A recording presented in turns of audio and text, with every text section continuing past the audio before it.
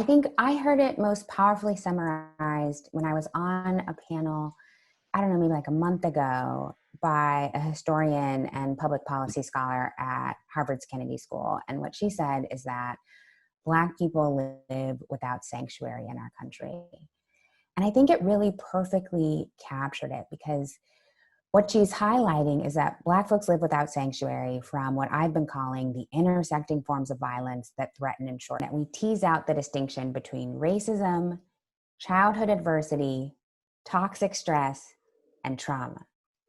These are words we sometimes use interchangeably, and I think when we do that, we conflate them and they work differently. So I'll attempt to make some of the distinctions.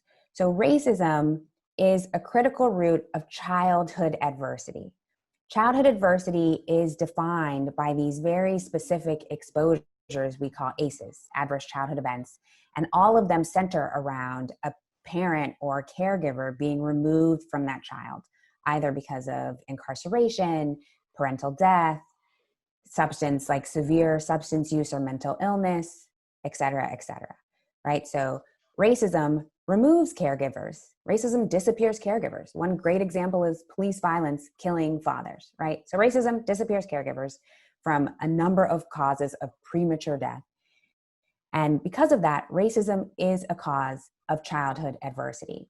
Childhood adversity is linked to toxic stress, which is a term that relates to physiologically how those exposures then change how your brain works, or how your heart works, or how your lungs work, such that as an adult, you then would have increased rates of chronic illnesses like Alzheimer's, heart disease, chronic lung disease, for example.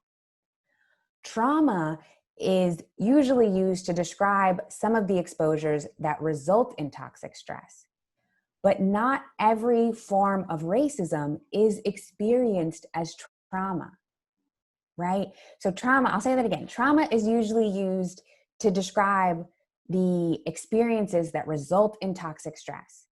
Racism is a critical driver of childhood adversity, which contributes to toxic stress.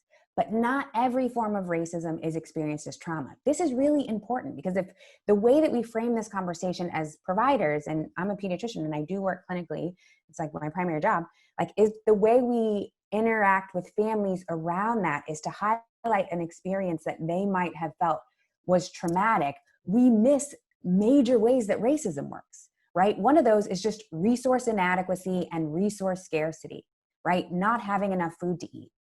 That is physiologically a driver of toxic stress and early disease.